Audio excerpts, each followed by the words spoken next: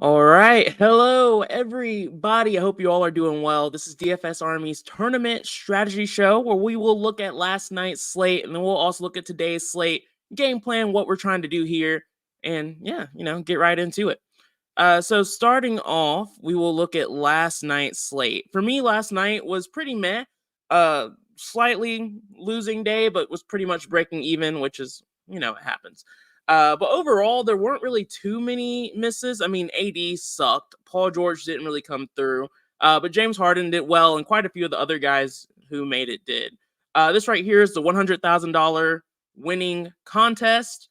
I think you can tell last night was a little bit more of a back to basics day when guys like bro win. He's a shark. He has had a lot of success throughout his DFS career, and a lineup like this makes a lot of sense for him. And I think most people. SGA, we were on, I believe we had a 20% min on SGA, so we were slightly over the field. Mikal Bridges, I had none of. I was not on Bridges, and I'm kind of pissed off and tired of him just because he randomly goes off, and there doesn't seem to be too much rhyme or reason. Yesterday, it was a very emotional game. You can tell these two New York teams, they're starting to feel a little bit of rivalry. I mean, it's always been there. But if I had to guess, that might be why he did a little bit better, but it is what it is. So Fontecchio, we were over the field on. The domination station liked him. That's not something I forced. Precious Achua made this nuts lineup. I think I was around field weight exposure on him. I know Brandon B-Dubs had him as a core play. Christian Wood, I was not on, but we had about 1 to 3% exposure to him. Again, neither Precious or Wood were guys that crushed last night. They were just cheap and made lineups work. And we talked about it. I'm usually okay with plays like that. I'm not excited about it, but it's okay. Colin Sexton, I believe we were around field weight exposure on. Kawhi Leonard, I had a 5% min on, so that did help. And then D'Angelo Russell was in pretty much every single one of my lines last night. So all in all, fine, decent slate, nothing crazy, is what it is. Josh, good to see you, man. Nice, yeah. Herb Jones. I remember we talked about matching the field weight. So yeah, I agree. Like we were talking about players you don't trust a ton, but they're in a good matchup. It's usually okay just to match the field on them, even if you don't love them. But if you do feel a little bit better about them, it's okay to get a little bit of leverage, going a little bit higher than that. So glad it panned out. JJ, what's up, man? Thomas Dye, Jasmine, good day. Hope you're doing well. JJ said winning ownership on FanDuel nickel was 232. I was way under that to undercut the chalk. That's always an awful feeling. Phil, hope you're doing well, man. Let's jump into today's slate. I'll start off by saying there are quite a few players who are in really good spots tonight. I think there's a lot of viable plays on this slate that we'll touch on.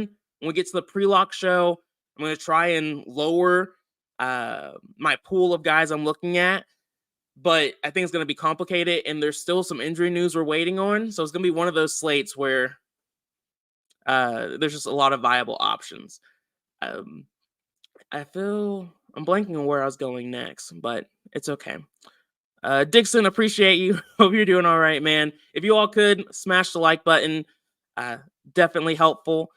And also, if you're interested in the pre-lock show, that will be at 5:30 p.m. That's where I'll talk through execution, guys I'm putting men's on, guys I'm putting maxes on, core plays, leverage plays, things like that. Link in the description if you're interested in that. Feel free to use promo code BOB for a 10% discount there. If not, that's fine too. How much do you depend on the sim model? I utilize it a ton. It is one of the first things I look at on the slate. We can pull that up quickly. This is a sim model, and it really just highlights a player's likelihood of hitting an 8x ceiling. You can look at 6, 7x, but for me, I've always just utilized this 8x column. Players that have higher numbers in comparison to their peers are guys that stand out for me, and I'll look a little bit deeper at. Typically, those are good plays. But just like any tool, it's not a perfect science. It's just a tool that I use to look closer at players who are in good spots. Agreed, McNasty. Let's get to it. Starting off, we have the Timberwolves going up against the Wizards. I feel like this is deja vu. Nice game total, 229. Nothing crazy, but it's solid. But we have a wide spread, and that's always the concern. The Timberwolves should blow the Wizards out, but per usual, I don't play for blowouts, so not going to bother me too much. Fantastic matchup. We know the Wizards are a bad defense for pretty much everyone on the Timberwolves. Mike Conley, once again, is listed as questionable. We know if he doesn't start, guys like Nickeil Walker-Alexander are much more viable plays, and he's still not that expensive. He's questionable, though, so we'll just have to wait and see what actually happens there. And then, so I think Anthony Edwards is in play. Nice price tag, not too crazy. One of those guys who I don't think we'll need a ton of exposure to just because of just his low ownership in general. He's someone that I'm looking at as a potential leverage play, but like I said, there's a lot of guys who fall into that bucket for me today. Karl Anthony Towns was fantastic last game. Ownership is still looking pretty low. Once again, still a fantastic matchup. I don't expect him to make a shit ton of threes like he did in that last game, but it's still a good spot for him where I think he can still pay off that price tag.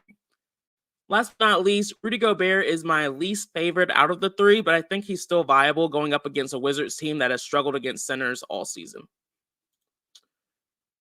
Yeah, I agree, Josh. I also like using the sim model to find my low-owned plays. Usually it's just pretty helpful there as well. B-Mac said, what's a good position starting point today? You know, B-Mac, for me, I'm not the biggest single entry guy as much as I used to be, but I do think honestly, every position's kind of stacked, but in particular, point guard and center is probably where you want to figure out where you want to take a stand. My God, yeah, LaMelo is definitely on my radar, but you'll see as we get through these games, there are so many viable point guards today. It's going to be hard deciphering through who I want to prioritize. But so yeah, I like the Timberwolves, but again, I'm not going crazy here just because there are some blowout concerns. For the Wizards, absolutely no one is standing out for me in this spot. There's no injury news to talk about. The matchup against the Timberwolves is not ideal. It's not impossible for a guy like Avdia or Kuzma to have strong performances here. We know Poole can sometimes get it done, but I'm not expecting it, and I'm not forcing exposure to it. All right, we have my Charlotte Hornets, who are a constant disappointment to me. From an injury news standpoint, there's not really any injury news per se. Cody Martin is questionable. The biggest thing is that Terry Rozier was traded. He has a good amount of usage for this team. He's gone now. There's no one who's really who they traded for that's going to kind of balance that out. They're just really giving up on this season, in my opinion. They did get Kyle Lowry technically, but they're trying to trade him. They said that he will not play until we pass the trade deadline, which is on the 8th. So the thing here is LaMelo Ball sees a massive increase in usage with Rozier out. LaMelo's one of those guards who, in my opinion, is just too low owned on this slate. He is pricey at 9,600, so we're not getting a discount on him, but he has a decent matchup going up against the Pistons. And this is a pretty solid game total at 231 with a pretty close spread. Two bad teams going up against each other. This is one of those few times I think the Hornets are pretty viable. Again, this entire team really sees an increase in usage, but Miles Bridges is extremely viable here. Looks like he's seeing some decent ownership. Ideally, I won't have to force exposure to Bridges. He should show up naturally at 7,600 in the optimizer, but if I have to, I am willing to match the field on him, mostly just due to, again, good matchup, good game environment. I don't have to explain it. The Pistons have been god-awful all year. We know that. This is a good spot for Bridges. He's the one I'm looking to prioritize. Nick Richards is fine, but I think there's other... I do want exposure to Nick Richards tonight. I don't want him to disappear just because I have been playing bigs against the Pistons pretty much all year, and it's been going pretty well. So I want to keep that up. Hornets are great. Long story short. Pistons are a little bit more complicated, mostly because Cade Cunningham is questionable. This is a little bit different than some of the other questionable tags on the slate. Cade Cunningham has been out for a long time, and so he would be returning. Why that gets messy is because that would be worse for guys like Killian Hayes. It definitely impacts usage rates a lot for guys like Ivy and the entire team, just because Cade does have such a dominating presence on the court. And then on top of that, we don't really know how much Cade Cunningham is going to play since he's been out for so long dealing with that knee injury. So I don't love the Pistons today, and I don't really plan on having too much exposure. If there's anyone, and then also there's the Isaiah Stewart situation. He didn't start last game. Let me see. Kevin Knox started in front of him, but Kevin Knox didn't really play at all. It was really Stewart who saw most of the run. So it's possible Stewart will probably end up starting here. I do like playing bigs against the Hornets. So Duran is someone that I'm considering. Ideally, he'll show up a little bit naturally, but again, there's a lot of bigs and solid spots on this slate. But I do want to make sure Duran does show up a little bit here. Ideally, just around field weight. So he's the one Piston who I am looking at. All right, next up we have the lowest game total on the slate. Oh, I missed some comments here. Yeah, literally, Josh. Like, there's so many we just haven't even gotten to. And LaMelo's just right there. And once you talk about Donovan Mitchell and Murray, you're like, oh, okay.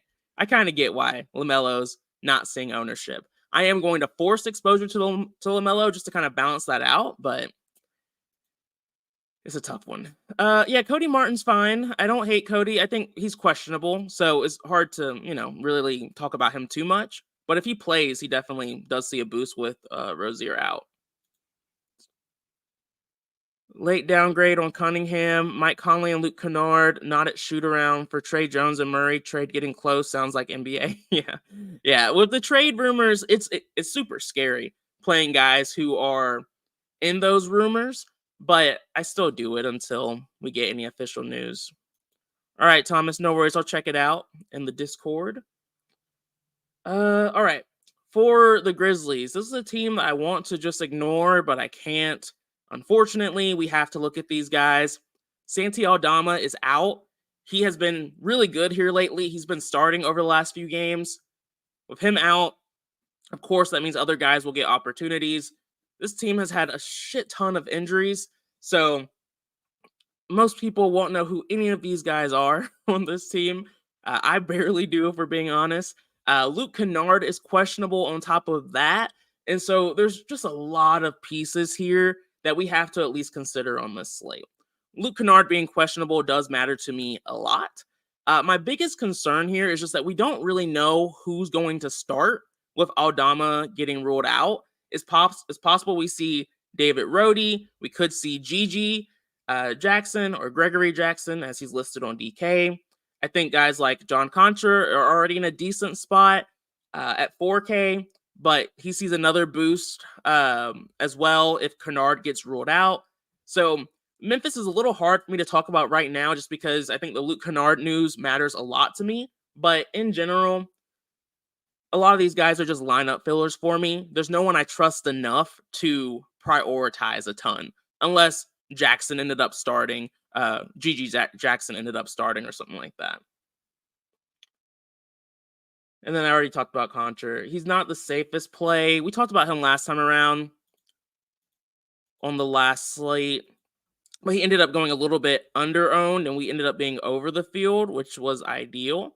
He's still not someone I trust a ton. He's been in better form as of late with a few 20, 27-point performances. At his price tag then, those performances were good. But at 4K, we're starting to expect, or we're going to need a little bit more from him. We need, 24 points, which is viable and possible for him. He definitely can do that. I just don't trust it as much. So I don't want you to feel like John is the safest play.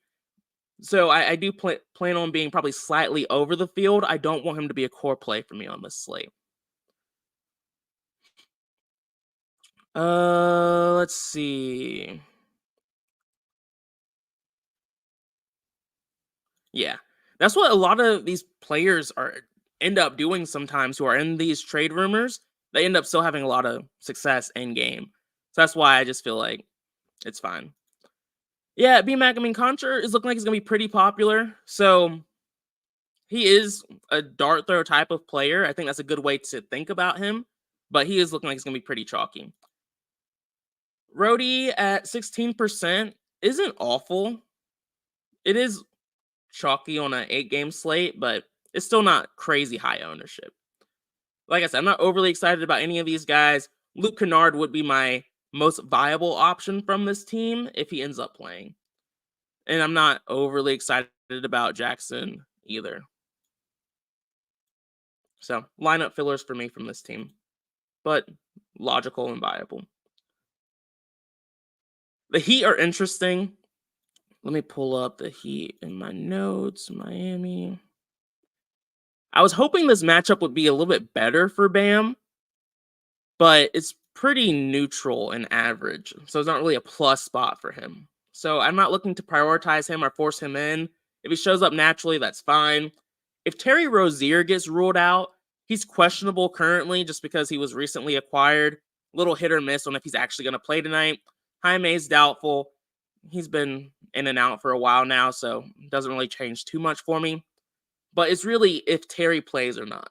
If Terry ends up getting ruled out, I am interested in taking a shot on Tyler Hero. I don't think I'll need too much exposure, but probably 5% or so. And Jimmy Butler's fine as well, but I still prefer Hero. But I don't really have a strong stance on that. But that's one of those wait and see scenarios. Am I bitter about the trade? Yeah, just a little bit. Hurts. Next up, we have the Cavs going up against the Bucks. This is a good game. This is probably one of my favorite games just in general on this slate, and it's looking pretty solid for DFS purposes as well, at least on the Cleveland side. So first things first, when it comes to injury news, Karis LeVert is questionable. That matters a little bit. Doesn't move the needle too much for me either way, but if he's out, other players like Merle, Strus, Okoro become slightly more viable. Donovan Mitchell, we've been playing guards against the Bucks for a while now, especially talented ones. 9,700, the price tag is a little bit of a sticker shock for me. Low ownership too is a little bit surprising to me, but probably going to be a leverage play if B-Dubs Brandon doesn't take him away from me first. Outside of that, Jared Allen is viable. There are coaching changes happening, and so I do expect this Milwaukee defense to get better over the next few weeks to months. But for now, I think they're still looking pretty bad defensively. And so I'm totally fine still attacking with Jared Allen, who has been in fantastic form lately. So really, main priorities here are Donovan Mitchell and Jared Allen. Outside of that, a little bit more dart throwy. Max Strus is fine if he shows up. Okoro's fine, but they're not priorities for me. And I'm totally fine if they don't show up either. Josh said Strus is going crazy in the sim model. Kind of scares me with Merle going off and shooting like 40% from 3. Yeah, that last game for Merle, that was a case where Karis LeVert was out. So I wouldn't expect that kind of performance from him again unless LeVert gets ruled out. But even then, I still don't love the Sam Merle play. What's up, Ronnie? Hope all is well in your life. Next up, we have the Bucks going up against the Cavs, and this is a side of the ball I'm just not as excited about. Everyone's pretty healthy here. They're having some coaching changes that could give them a little bit more life, but this team has been solid just in general. The Cavs are solid defensively, not a team I like to pick on very often. Giannis is always a viable play, especially at low ownership. If I'm able to force just a little bit of exposure to get close to field weight on Giannis, that's ideal. But if I can't, I'm okay not playing or forcing anyone from this team. Matchup for everyone else outside of Giannis is terrible. Cavs are a good defense. All right, we have Portland on deck once again. The team I hate talking about the most. It's either them or Memphis or Golden State. All three of those teams are just annoying. But for Portland, they're on the back end of a back-to-back. Shaedon Sharpe is out. He's been out for a little bit now. Simons did disappoint me yesterday. Unfortunate. I did like him a good bit. I am comfortable going back here. The matchup, again, is pretty neutral, pretty average. Doesn't stand out too much.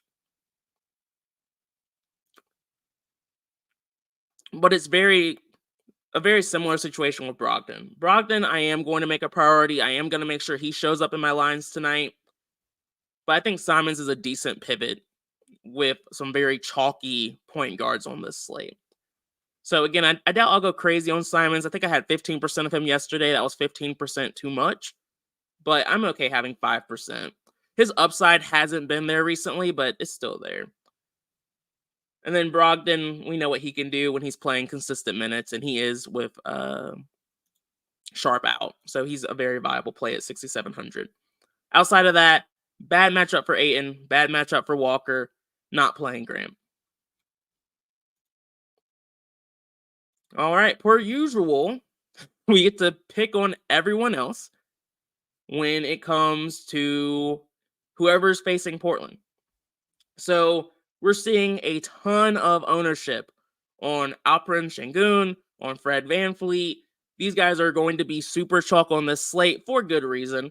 I do like Alperen. He's someone that I do want to make sure I'm forcing exposure to. I want to be at least around field weight on him.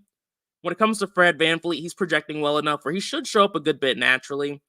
And then outside of that, we do have some injury news here. Jalen Green is questionable with an illness. Reggie Bullock is questionable. Jalen Green is the interesting piece here. If he gets ruled out, we see a little bit more security in minutes for Brooks. Amon does well. Cam Whitmore sees a little bit more security in minutes. Neither one would become a must play for me, but they're just slightly more viable. The main key pieces here for me are Alperen, Fred VanVleet, Jalen Green if he plays. I would like to see him show up a little bit. But even a guy like Jabari Smith is fine. I don't really want to go too crazy on him at this point. But I need to dig a little bit deeper into him, to be honest. I'm not quite sure where I'll land with him. Josh said Dame is popping the sim model. Variants today would say he goes off, considering he was god awful the first game versus them. I don't not like the way you're thinking about that. Let me look a little bit closer in the sim. On DK, he's not looking like an option for me at all. On FanDuel, he is standing out a bit more on FanDuel, but I wouldn't say it's to a crazy degree. I mean, I think Murray would still be the priority over Damian Lillard, but on FanDuel, he does make a little bit more sense. How do you feel about Scoot? The sim model's kind of liking him, but I feel like his upside is capped now that Brogdon and Simons are both back. Yeah, I agree. I'm not excited about Scoot. If the game blows out early, he becomes a bit more of a viable play, but I don't really expect it to play out that way. So I'm not trying to force exposure to him. Yeah, I'm going to 150 max today. I'll probably 20 max. When the 150 max has just been a solid tournament here lately. Whenever they adjust the tournaments again and make it a bad tournament, I'll probably go back to 20 maxing. Gotta love DK. All right. Next up, we have the Suns going up against the Mavs. This is a weird game for me in general. It's the game with the second highest total, closest spread on the slate, but none of the Suns are standing out because almost every other team on this slate either have a fantastic matchup or they have injury news or trades that have made guys more viable. And so I think we do need to take a shot on some of the Suns here tonight. My issue is I have absolutely no idea where to go here. I've been getting it wrong more often than not. If I play Booker, Durant goes off. If I play Durant, Booker goes off. Beal is also extremely viable here as well. Let me look at Nurkic a little bit. Do I have any interest in him? It's just an average matchup. I used to play bigs against the Mavs a lot, but it hasn't been as bad here lately. One interesting thing for the Suns, Eric Gordon is questionable. On Monday, we saw that they didn't really boost the minutes for guys like Okogie or anyone else. We really just saw a tighter rotation for the Suns, which did help guys like Booker in that last game. So that would definitely make these guys more viable if Eric Gordon did get ruled out once again today. Looking at it, yeah, it's just tough. None of these guys are really standing out for me. Even in the sim, none of them are really standing out. I think Bradley Beal, I'll be at least at field weight exposure, which will probably be like a 5% min. And then I'm still going back and forth on Durant and Booker. But I will force exposure to one of them. And then this is why this slate is insanely crazy. The Mavs have a lot of guys questionable today. And we've known all season when these guys are out, even the value can be risky sometimes. Very much so a boom or bust kind of situation here. Luka Doncic is questionable. Kyrie Irving is questionable. Dante Exum is questionable. And Seth Curry is questionable. Literally impossible to talk about this team in too much detail until we know what happens with Doncic, Irving, and Exum, because with those, a combination of one or two of those guys being ruled out dramatically affects the other one. So we'll see. Taking more of a wait and see approach here. Obviously, if Doncic or Irving get ruled out, Tim Hardaway is the guy who is not questionable, who would definitely benefit the most here. So it's very possible Tim Hardaway could end up being a core play for us. It could be a Kyrie Irving day or a Dante Exum day, depending on how injury news goes. And then if Luka plays, he's always extremely viable. I always will have a little bit of exposure to him.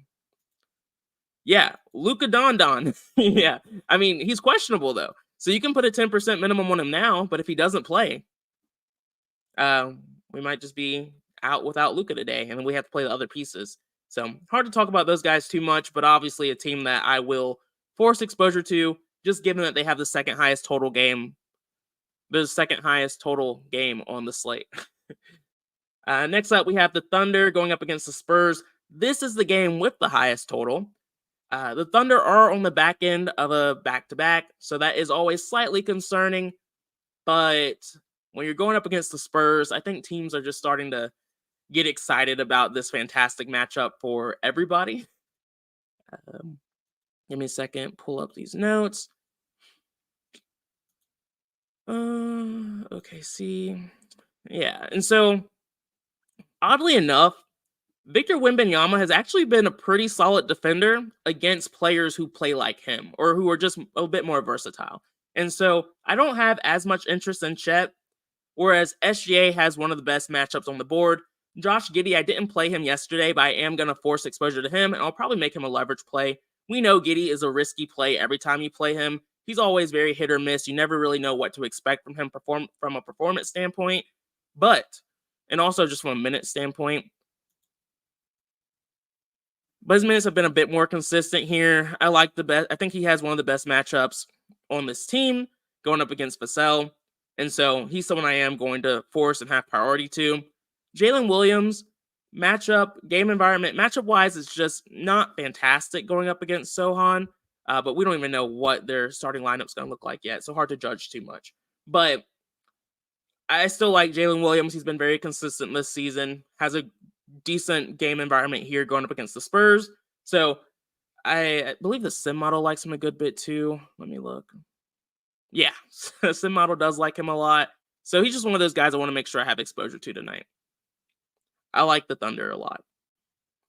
More than most, I think. For the Spurs, that wasn't right.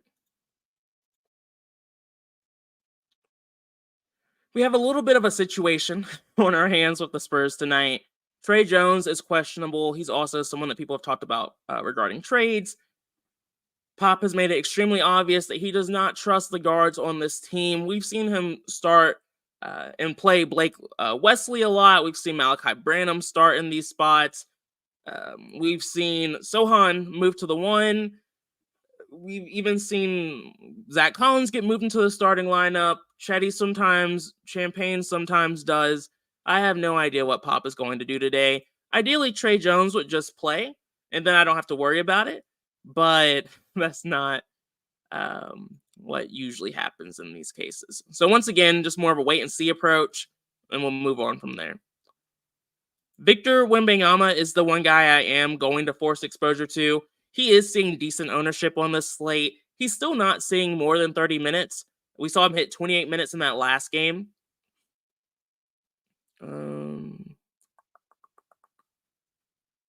And we did see Victor go up against Chet earlier this season. He only scored 30 DK points, so it was one of his worst games of the season.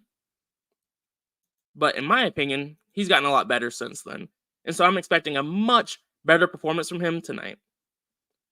Then outside of that, the rest of the Spurs are viable, but I'm not too excited about any of them until we get the starting lineup. All right. Last game on the slate, we have the Hawks going up against the Warriors. Coach Chris, good to see you, man. What's up? Trae Young is still out. That's all I have to say. That's pretty much it. That makes this entire team way more viable and way more interesting. I will have plenty of exposure to these guys tonight. There's no one here I'm trying to fade. The Warriors have been out for a little bit because they had that situation with the death of one of their coaches, which is extremely unfortunate. But I do expect the Hawks to play very well tonight. Game environment-wise, nice total, 235, close spread. Not concerned about any of that. Oddly enough, guards haven't scored a ton of points against the Lakers or against the Warriors this season, but I'm still willing to play DeJounte Murray when Trae Young is out at 8,400. I think that price tag is very appropriate, where there's still a little bit of meat on the bones for him to have a nice ceiling performance. Jalen Johnson, Bogdan Bogdanovic are also two guys I will at least be around field weight on. It wouldn't shock me if a couple of these guys end up being core plays. Saddiq Bey is viable. I also expect him to show up a good bit, but he's a little bit less of a priority for me here. But ideally, he still shows up a little bit. And then Clint Capella and Okongwu are fine, but they're also not priorities for me.